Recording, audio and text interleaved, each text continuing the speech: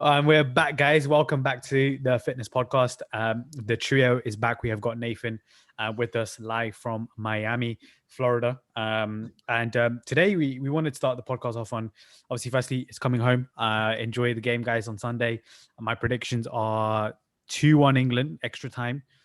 Henderson winner. What's your prediction, Nathan? We were speaking about this before the podcast. I just don't really give a fuck. Yeah, but to be fair, Nathan's gone. This is actually a good topic as well to start with. I mean, it's like a sporting discussion, which is like Nathan doesn't feel as connected to England. Maybe because you're away right now. Is that could be the case? Like, let's say if you're in Liverpool right now and there's England flags everywhere, would you feel a bit different? I don't know, because like my uncle, like he has like a house, but he has a flag that's the same size as the house, and like every time the Euros come on or the World Cup come on, like he would have a flag that covers the whole of his house. All you can see is his front door, and you can't see his garden. And he's got a 4-bedroom house with a garage, but he has a flag that's big. So like for our family, like England's massive, and we all get up for it in Runcorn for sure, because like that's just like what it is. But I don't know, just for me, like I think the England team when I was growing up was a leverage based on like the likes of watching Gerrard and watching my favorite players play. But it wasn't about England because they were just dog shit together. And maybe I'm just disillusioned by the years of like Scholes, Lampard, Gerrard, and the good years of David Beckham and all those beautiful players. And now it's a case of like I just don't have a leverage. Like we were speaking before, right? Obviously, like six players are from like Northwest London or London in itself, like Walthamstow from Kane, and the other guys from like Wembley, and obviously Sterling from Wembley. Obviously I've lived in London, but I just don't feel that connection where it's like it's my boys. And like for me, there's been a steady decline in watching football over the last 2 years anyway, and I think this is just the reaction to that. Even when like Liverpool won the league, that was the last time I was like fucking really on it. With football, but I don't know. I just don't feel the same connection.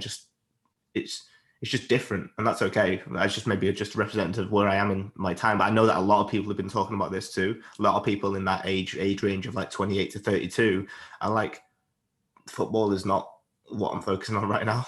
Maybe I think it's also the whole element of like we all grew up like I said with Gerrard, Scholes, Lampard. It was like the elites of the elites, right? And then we had so much hopes around that time, right? I remember Euro 2004. It was like everyone had an England flag in their car. Like if you didn't have an England flag, you're like, what's going on? It was the Michael Owen days, Rooney days, and stuff like that. And then like recently, I don't know if I felt a connection, massive connection either, but it will never be the connection I have with Liverpool. Like it'll never be like the whole club country debate's always around. And for me, I don't know if I'll ever would I rather have Liverpool win the league or England win the World Cup or Euros? It'll always be England, Liverpool win the league any day of the week. But I think, having seen it yesterday, like it was nuts. Like my coach George was at the game, and he was like sending me videos and stuff like that. And I was like, this is insane in terms of atmosphere. And I was actually tempted to go as well. Like, how I love a good like live event, to be fair, but it would have been interesting. But we wanted to start this pod off, or get the main topic of this podcast today was about money. The topic that most people don't really talk about, but we're going to dive deep into it.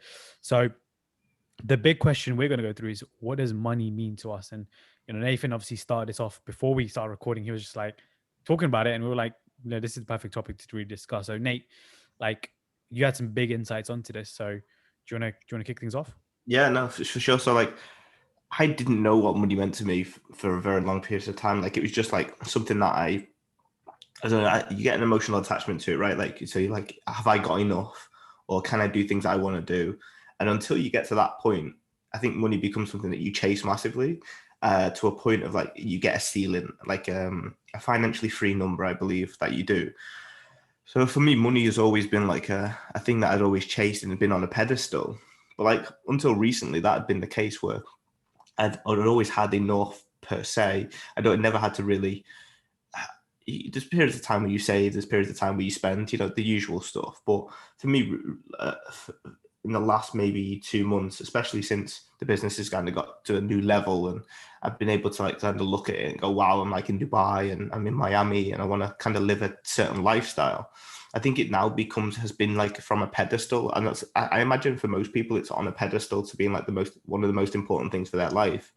But now for me, it's turned into like, I don't know, this vehicle towards just having a better lifestyle, or getting that quality. We used to talk about this all the time. It's like improve your quality of life.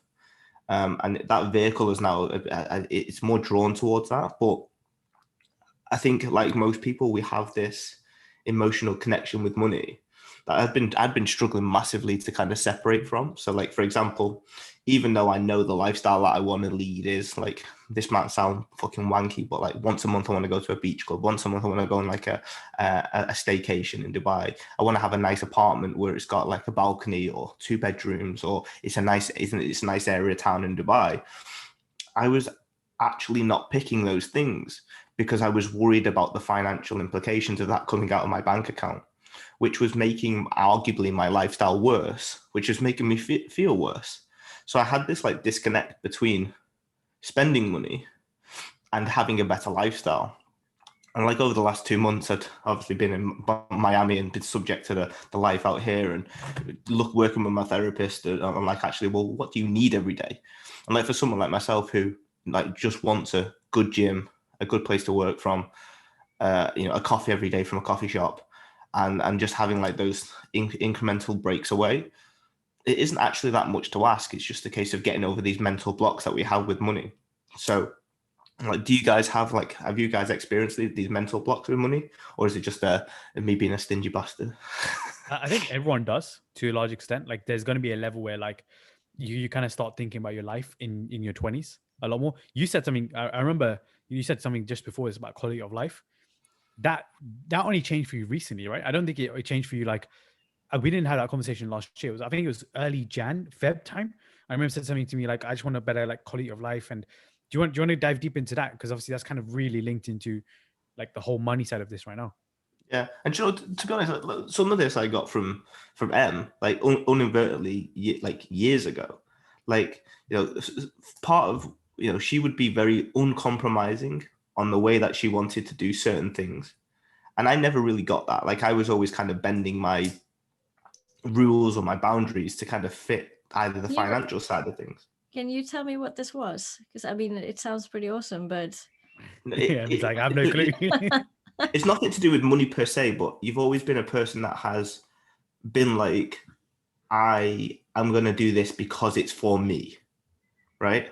Whereas that's not been what I've done. I've done it for a multitude of reasons, so probably the wrong reasons, but always kind of made it back around to the right place, because that's just, I always land on my feet somewhere. But for you, it's always been a case of, I'm doing this because this is for me, or I'm doing this because this does this, or like it's a bedtime, or it's like I'm not working until this time, or I'm not doing this at weekends because of X, Y, and Z. Because I'd never really had that for a long time. But then this is just like an overflow of all those like small minutia things of my boundaries, my rules, my day-to-day processes now overflowing into money, because that was probably one of the last things that I've had a really high block with emotionally. So, whether it was from you and then those small micro wins over time, you just then start seeing like, oh, well, actually I need to make changes in this area of my life, because it still is, it's not letting me down, but it could be better for no other reason other than my headspace. So, that's where it really come from. And like quality of life, when I was back in January, like I was not happy, right? So I had a flat in Runcorn. I got a dog, which I thought was going to solve all my problems, which never did. It just made more problems. And then I was in a relationship I didn't want to be in. And having all of those things combined together, I was like focusing so hard on making my day better because of how shit I felt overall, that I was like, I need my day-to-day to be exciting or better to improve my quality of life, because I was feeling shit about it generally overall.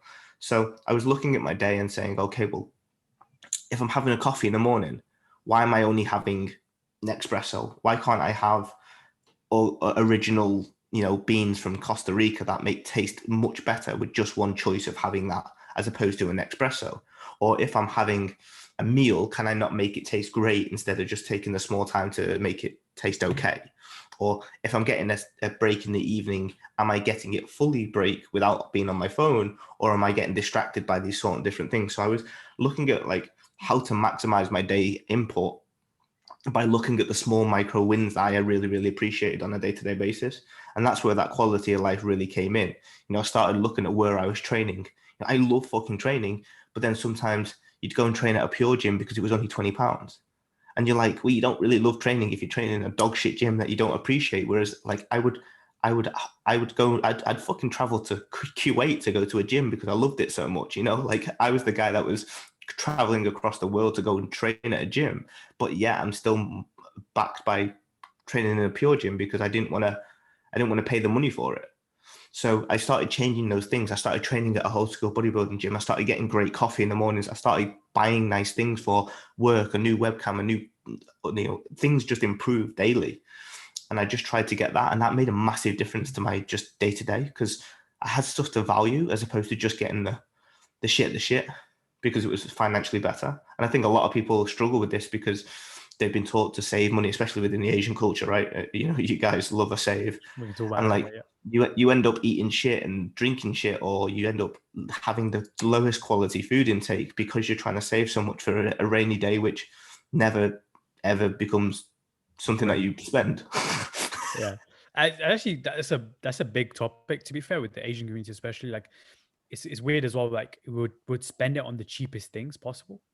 So like gyms is a great example. If I'm gonna be honest, like most people want to spend it on like what's the cheapest gym around me, right? It's always gonna be like if you go to the gym group, like if you look at like if they do like a test and a population test and ethnicity test, it'll just be loads of Asians. 80% are Asian, and we want to spend like the cheapest amount on certain things, even if it's like the trainer, right? I'm gonna speak who's the cheapest here. I'm gonna go for that rather than like you said something about quality, and I think I've always been a bit different about quality because for me, quality is more important than like the pricing. Because it's like if I'm paying for quality, I'm paying for quality. Like who cares about the pricing in the moment? But I always find it interesting about that element there.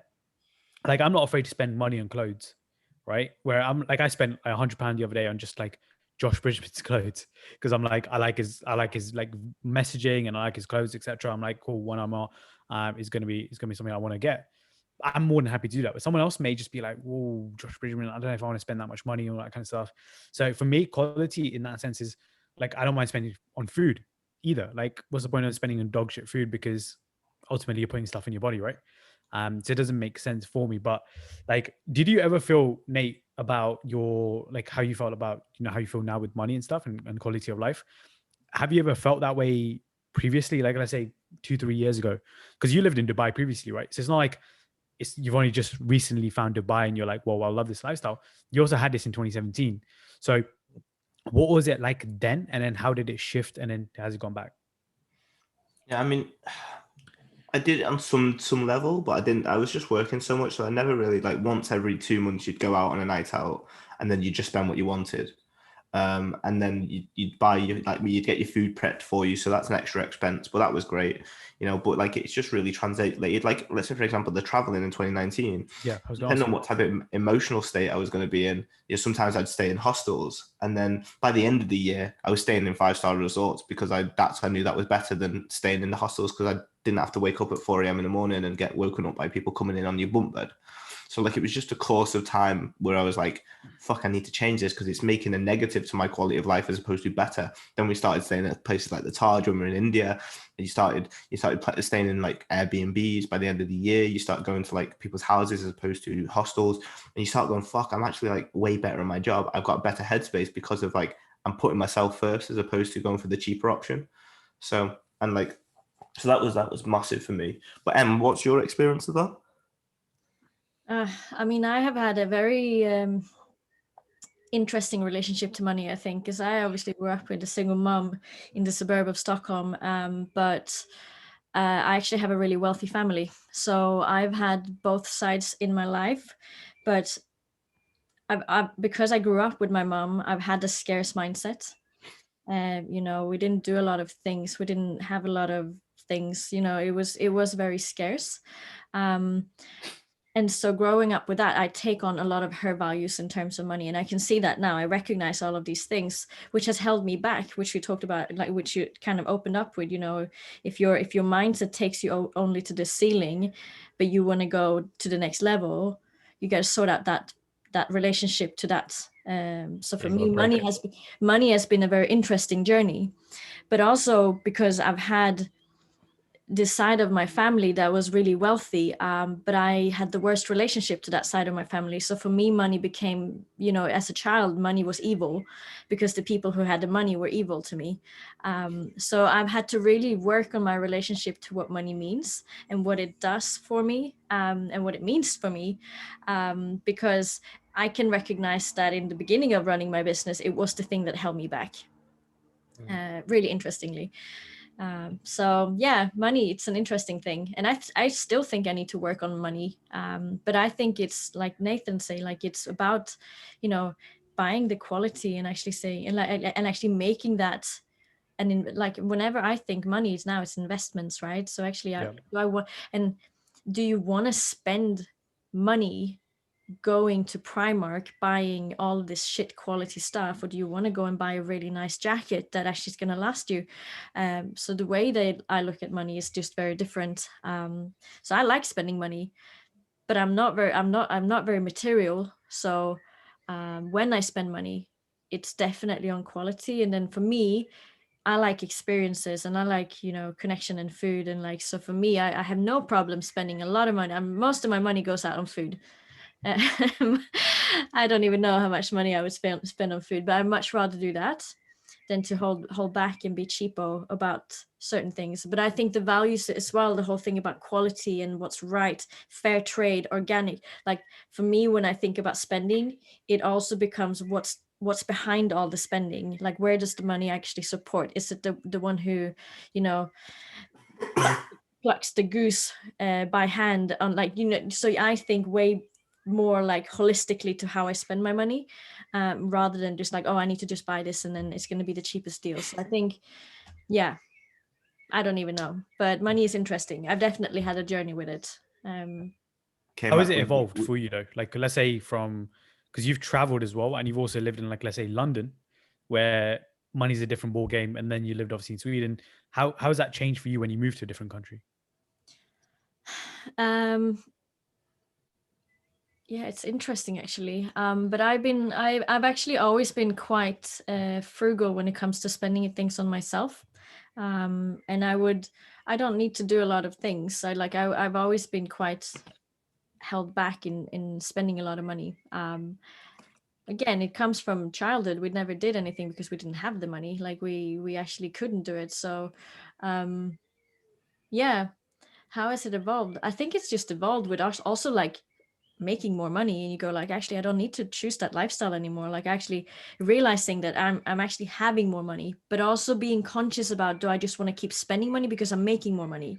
Because that's not what I'm about. It's not like I care about like piling up coins in a bank that's just going to lie there. It's like that value growing doesn't do me a lot of happiness. It doesn't like fulfill me to see that my money is growing in a bank.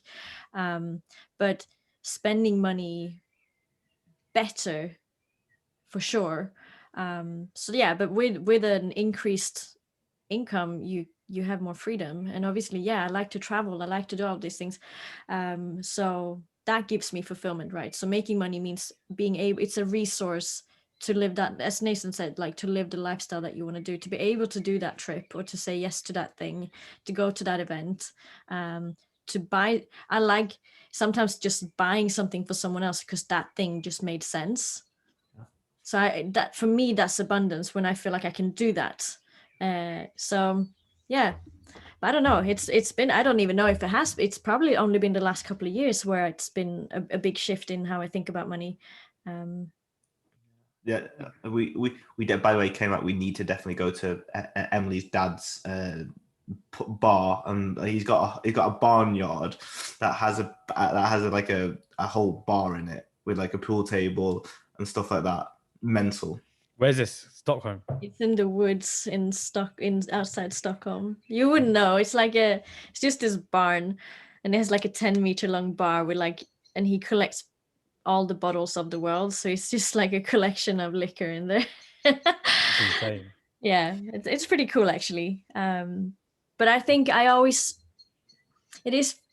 don't see that as cool, because I think from my childhood, like anything that had to do with owning things was like almost like a bad thing, because just how my childhood was with some family members. It was So I don't like, no one can impress me with their shit, you know.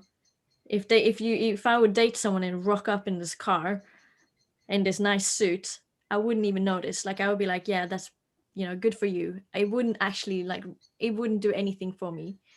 Because the So material, you just said it right there earlier, right? The material doesn't really matter. So even it's, if they wore Gucci or Prada, whatever it was, you'd be like, I don't know what that even means or whatever, right? yeah, like I can appreciate Prada, Chanel, like I can appreciate it, but it doesn't do me anything, so you might as well just buy me something else, and it would still feel the same way. So yeah, it's so interesting. It's like so interesting because like I think that whole thing you mentioned about like when you get an increased income, it's almost harder, in my opinion, from living on £19,000 in London when I was like 19 to 23.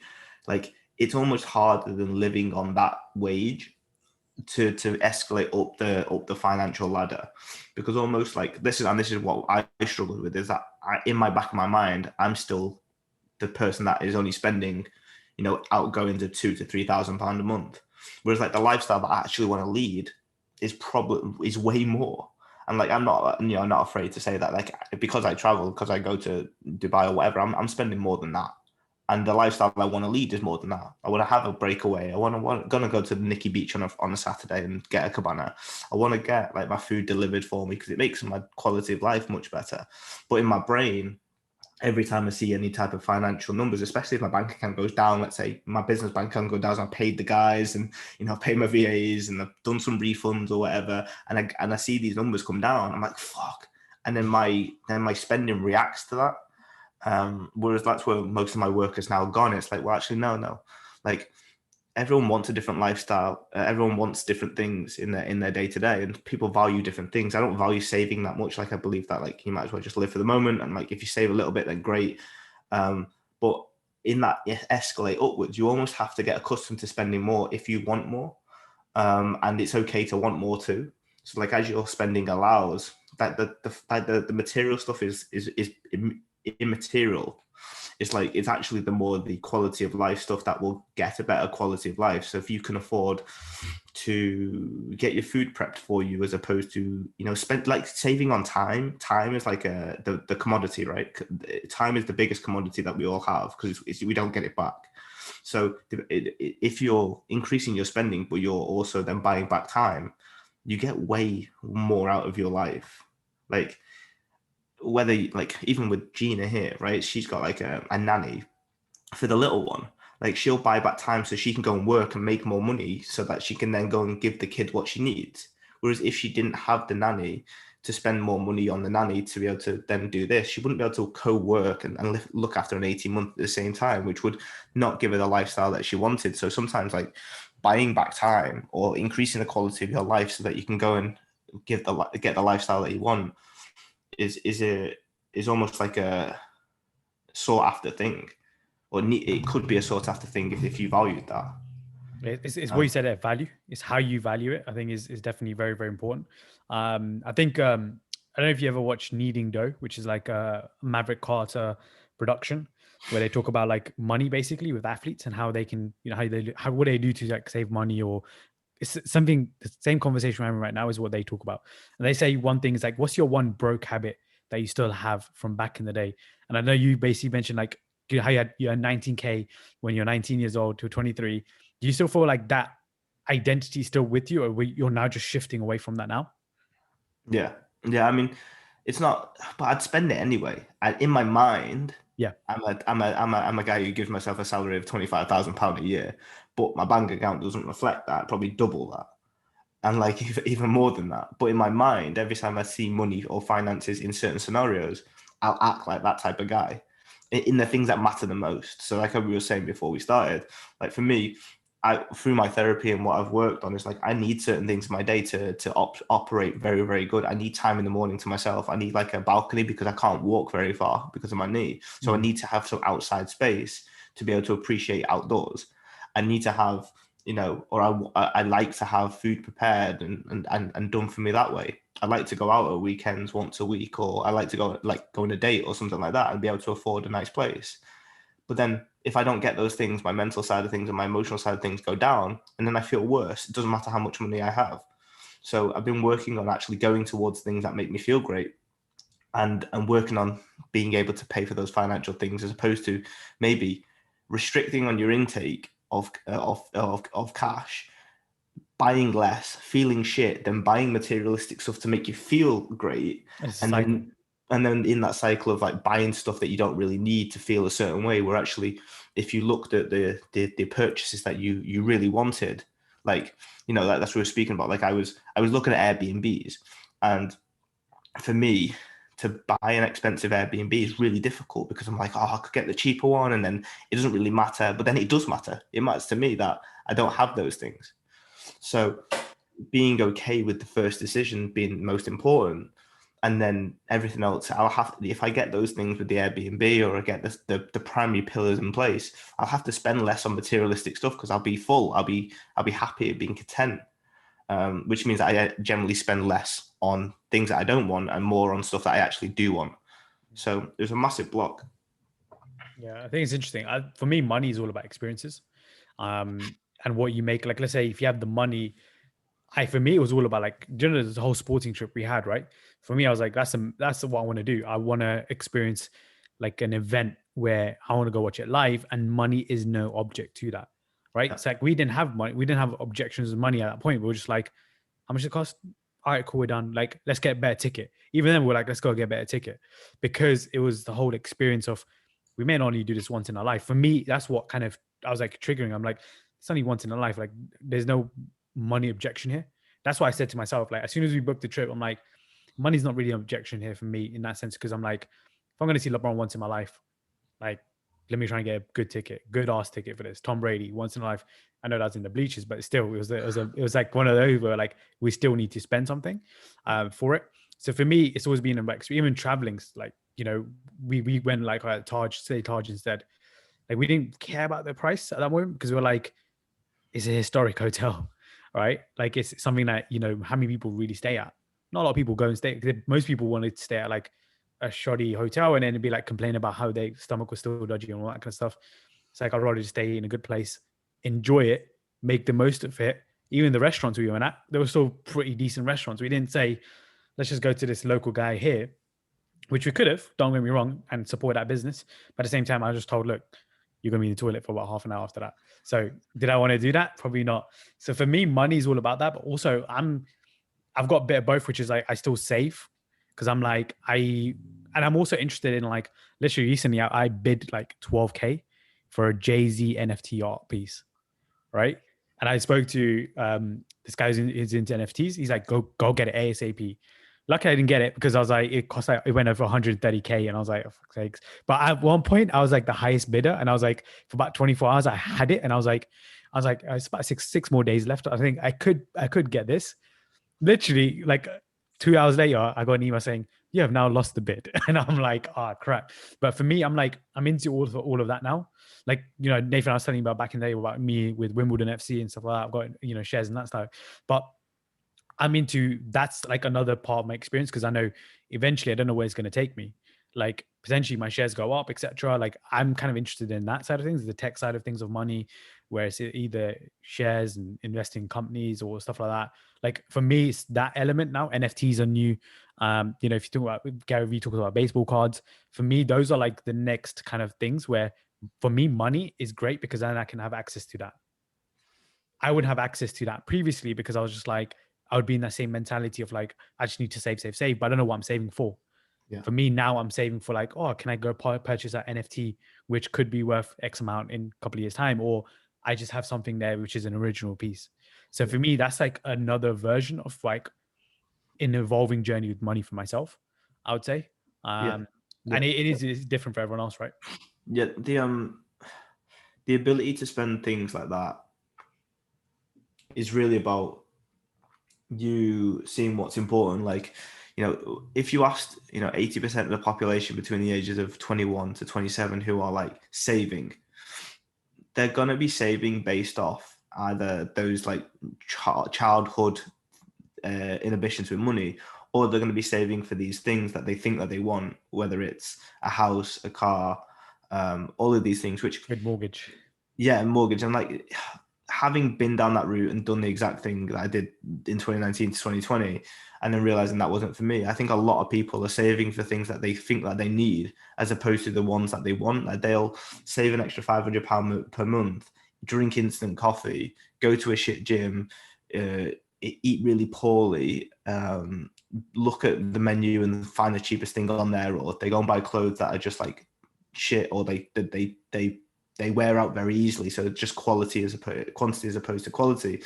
And then they end up being unhappy for 3 to 5 years because they're saving on everything to go and get this house. Then they get the house and then they realize that that's not really what's made them happy. And they've saved all this money, spent 3 to 5 years saving and not got something that they actually enjoy from it. Whereas I think there's a large flip within the industry, not in the industry, there's a large flip within people that are age 20, in their mid 20s, probably to late 20s now, who are coming away from that ladder, the co-ladder of like, this is what success means. And I think that's, you know, the likes of like James Smith and all of these other individuals who are like just highlighting it to other people that who gives a fuck about how much you invest in or property, or who gives a fuck if you've got money in your retirement stuff. Like, do you want to enjoy your money now, or do you want to enjoy your money when you're 65 and potentially you might not even get to 65? You may have ailments and injury. Like there's a book called Die With Nothing or Die With Zero, which is or End With Zero, or whatever it is. And that's a fantastic book, because what it does is it outlines like things you should do in your 20s when you're 20, like things that you should do in your 30s when you're 30, things you should do in your 40s and 50s when you're 50. And it seems like everyone's holding off until they retire to do all of these wonderful things, when it's actually like for me, if I was to wait to travel till when I was 60, I'm not going to be able to walk when I'm 60. So I'm not going to be able to go and do Machu Picchu. I'm not going to be able to go and do the Great Wall of China. And I was so lucky to be able to have that foresight early, because my knee wouldn't have took me there anyway. And it was only because of that did I ever get that position where I was like, fuck, I've got to go and do it now. If I don't go and do it now, what about if I can't walk in 2 years? Or what about if I get that knee replacement that makes it I can't do anything like that? So there's a lot of people waiting for that time to happen after they retire or they've got the kids out the way. And I know a lot of people, that high percentage chance of those people that do that don't actually go and do it when they do it, because they get wrapped up in all the other responsibilities. So if you want a book to kind of change your thinking on that, that's Die With Zero. And it's all about things that you should do within your 20s. You should go and travel the world when you're 20s, because you're not responsible for anything. You should go and experience new culture. You should go and, you know, go and find things that will make you grow. In your 30s, you probably should looking at getting some like consistent housing or consistent friendship groups or a career that's going to help you propel those experiences forwards. You know, they're things that you should do in certain times. And I just think that everyone's focused on that ladder to get to the point where they see their parents at, but they've got to remember that their parents are 20, 25, 30 years older than them, and they're in a different space emotionally, physically, mentally, and in their life, that they shouldn't aspire to be their parents now. They should inspire to be their parents in 25 years. And you've seen it over COVID, where a lot of people moved into houses, got families, played in and played happy families, and like, I couldn't think of anything worse at 21 or 22, getting a house with your other half and then being financially capped because you're paying for a mortgage, you're paying for these things. I've got friends that do that now, and they can go on one holiday to Wales every 3 months because the rest of the money is spent on the mortgage and living the happy family, which they seem to be happy with. But what's going to happen in 10 years when they still can't go to anywhere else apart from Wales, or that they can't do that with or they can't live or have or those experiences? Or they break up, right? Yeah, you waste your 20s, or potentially waste your 20s. I'm not telling anyone how they should live their life, but you say this is your story and not everyone else's story. So, but then on the flip side of that, isn't it because I've experienced a lot more? You can then have more context and say, and you have as well. You experience more. There's way more than just getting those things.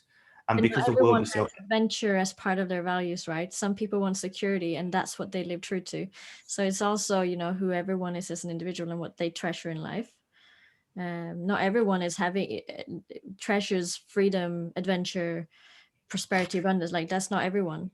But Nate, also, I think you've also gone through a lot of like, you question loads of things for yourself. Like the regular person right now, like put it this way, they don't really question too much apart from like, I've got this work to do. I'm between 9 to whatever time. cool. And then I've got a couple of socials coming at weekend. I'm all good with that. You went through that cycle. You're like, I can't do that kind of stuff. I need to leave. I need to go to Dubai. So I think that's where you've really dived deep into like what you want in life.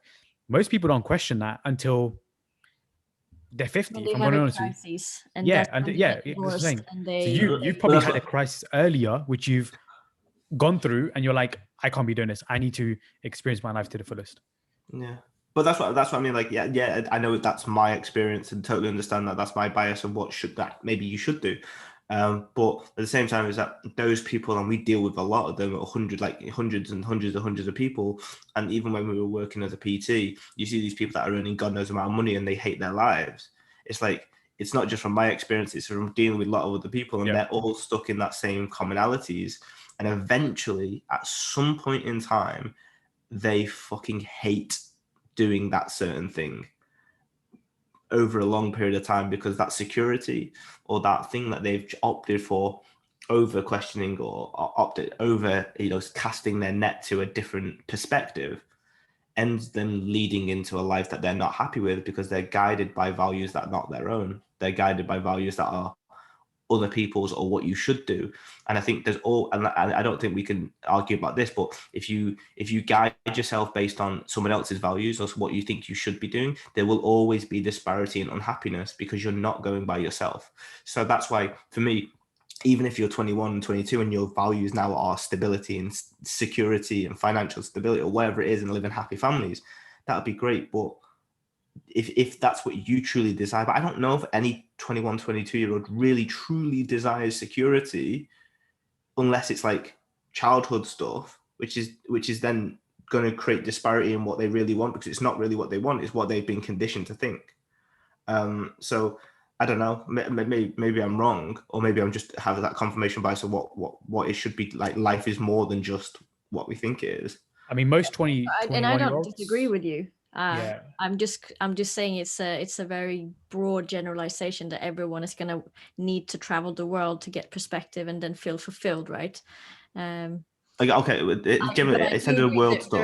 There's a huge benefit to leave your nest and go and experience and opening and stretching your mind and broadening your horizons, right? For sure.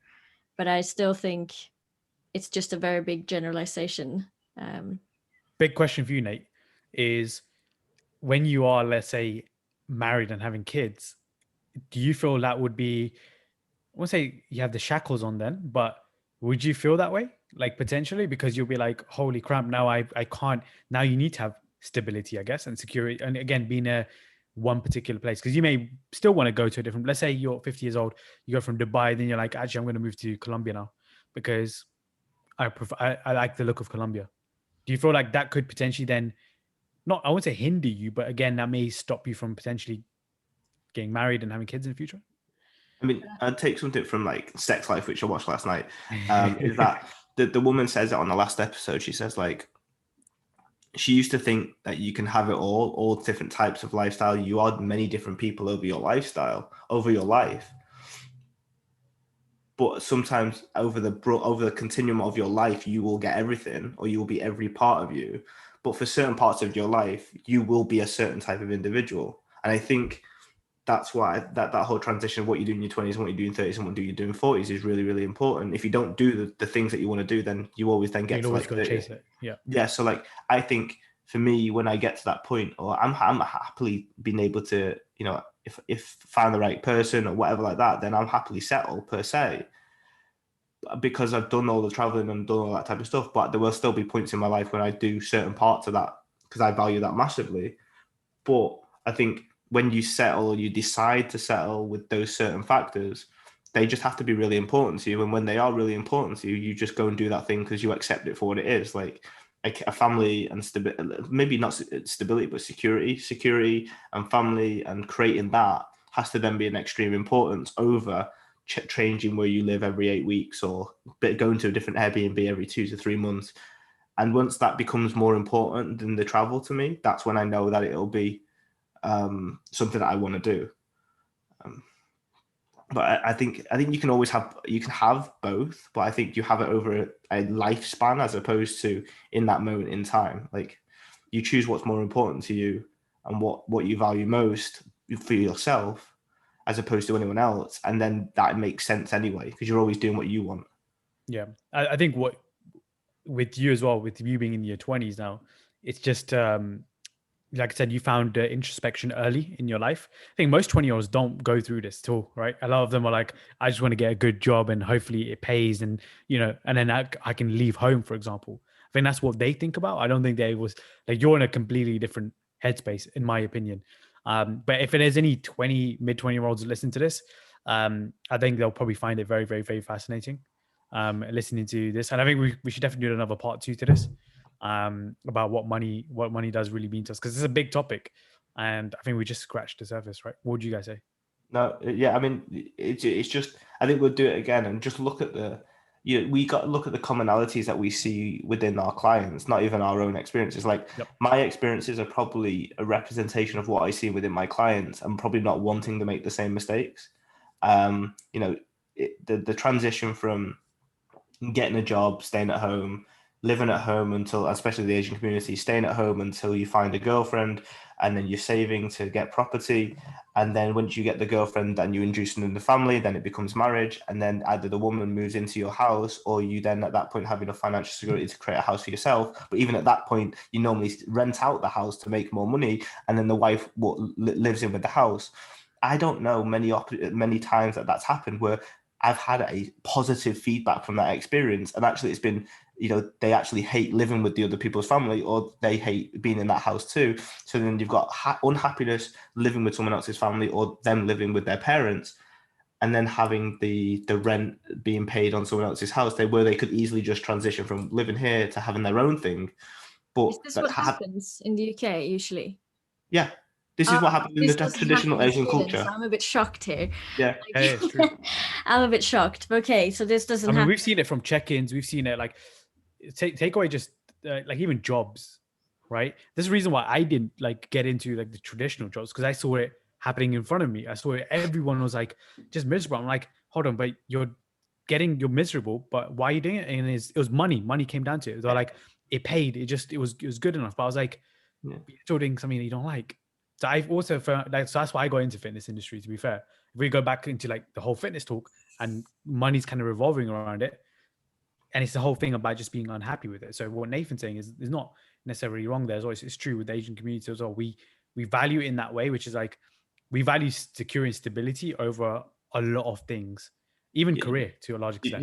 You'd rather be unhappy with more money in your bank account, like literally live a day-to-day life where you hate living with the parents, and you kind of don't have your own relationship, and you don't grow together because you're not in your own space and you're living under someone else's roof with their rules.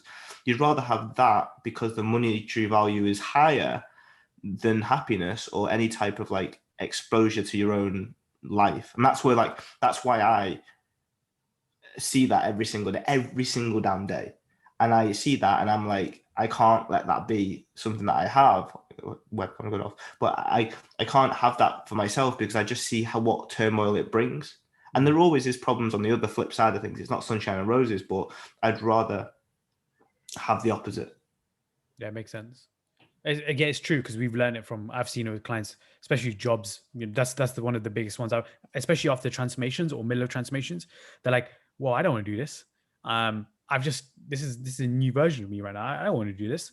And then you see things happening, and, you know, obviously there's like Nathan travel in 2019. There's people like, I wish I could do that.